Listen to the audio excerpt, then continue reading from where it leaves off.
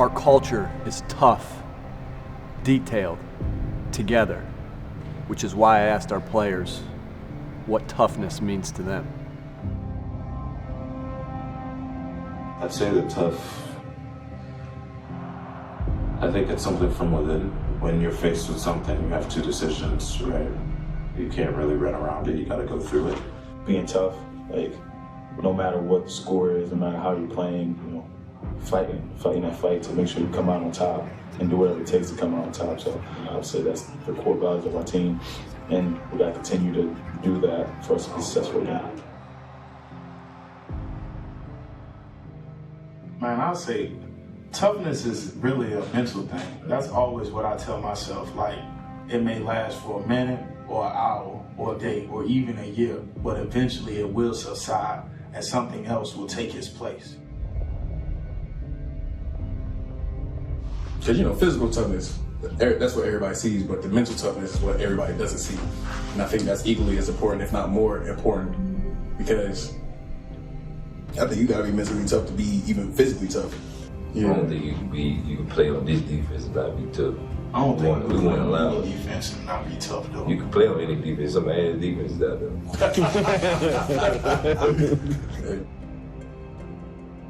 Maybe you've run into the ball those first two plays and you're tired of shit and you really don't want to run to the ball this third time, but maybe that's when the ball comes out. You know, the game of football, you're gonna get hit, and sometimes, you know, they get the best of you. But you just showing that willpower to let them know, like, that didn't hurt, that didn't do nothing to me. You know, I'm still coming, I'm gonna come again. The next play, you gotta do it again. And so it's that metaphor where Marshall Lynch said, I'm gonna run through a motherfucker's face over and over again, over and over and over. And so that's the mentality you gotta have. You have those guys that want to be tough guys, but that are not tough guys. So when you show them that you're not going for it, you know, that kind of sits with them, and you know, they kind of back off. And it just comes down to you not just letting someone bully you, because when you let someone bully you, then, you know, they just have their way with you. It really went into my head when I was sitting on that table and the man told me, he said, son, you tore your tricep, I think you've done enough for the Super Bowl. And I said, who the fuck are you to tell me I've done a fucking enough? Fuck you. And I went to Tom and I said, Tom, give me a brace. He said, you sure? I said, I'm not asking you. I'm telling you, like, give me a brace and I'm gonna go back out here and finish this bowl. And I just say, that's just my mentality. Like, it's a dog-eat-dog world. Fucking, I'm not supposed to be here. One day I could end up on the street or fucking back to the port latching boats, and I don't want to do that, not yet. So I'm gonna make the most of why I'm here, and I'm gonna try to always be a tough person.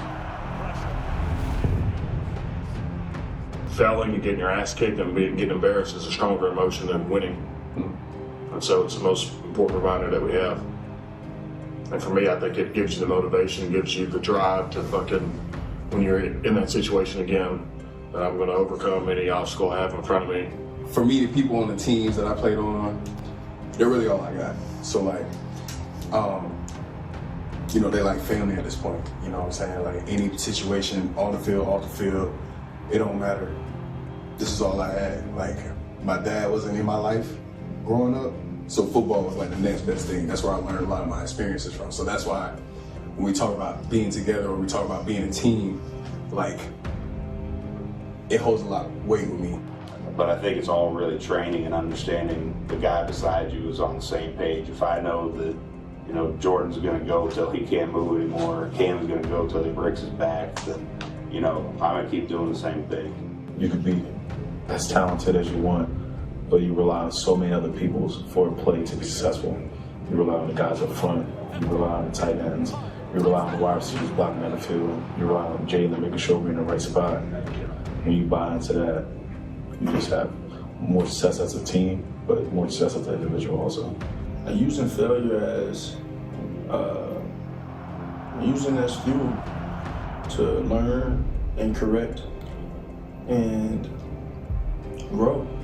Think about the times that I missed catch and overthrowing national championship games, and you get benched, and then now